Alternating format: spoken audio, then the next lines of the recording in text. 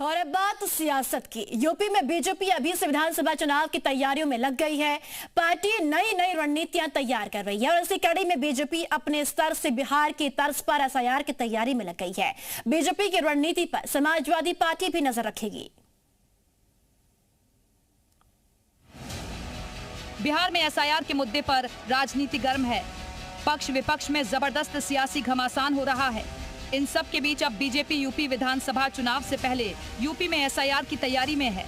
राज्य निर्वाचन आयोग की मतदाता सूची में करीब 1.5 करोड़ मतदाताओं के नाम ग्राम पंचायत और नगरीय निकाय की मतदाता सूची दोनों में होने की बात सामने आई, जिसके बाद बीजेपी का मानना है कि विधानसभा चुनाव की मतदाता सूची में भी ऐसा मुमकिन है।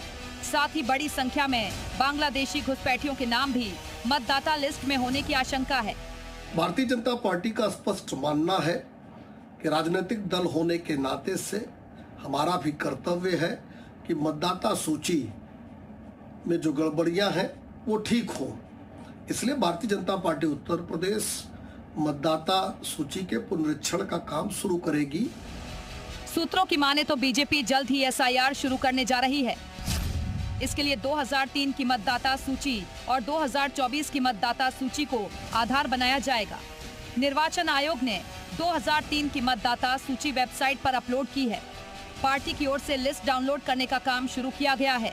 विधानसभा क्षेत्र और बूथवार सूची संबंधित क्षेत्र की बूथ कमेटी को सौंपी जाएगी। 2003 और 2024 की मतदाता सूची के आधार पर मिलान किया जाएगा। देखा जाएगा कि किस व्यक्ति का नाम मतदाता सूची में कटा और किसका जुड़ा है।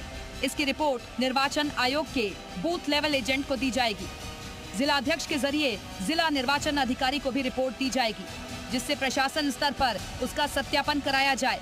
रिपोर्ट के आधार पर मतदाता सूची को सही करवाया जाए। बीजेपी की ओर से होने वाले एसआईआर को लेकर समाजवादी पार्टी भी एक्टिव है। खबर है कि सपा भी एक बूथ की मतदाता सूची पर नजर रखेगी।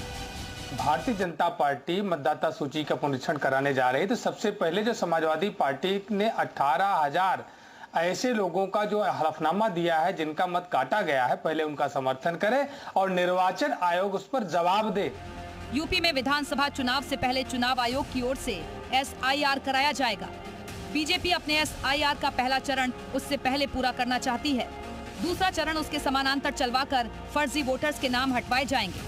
यूपी में बीजेपी अपने स्तर पर इस स्तर की प्रक्रिया करके फर्जी मतदाताओं को हटाकर अपने मतदाताओं के नाम जोड़ने को लेकर अभियान तेज करेगी। कैमरामैन तमीर कहीं विशाल लघुवंशी, जी मीडिया।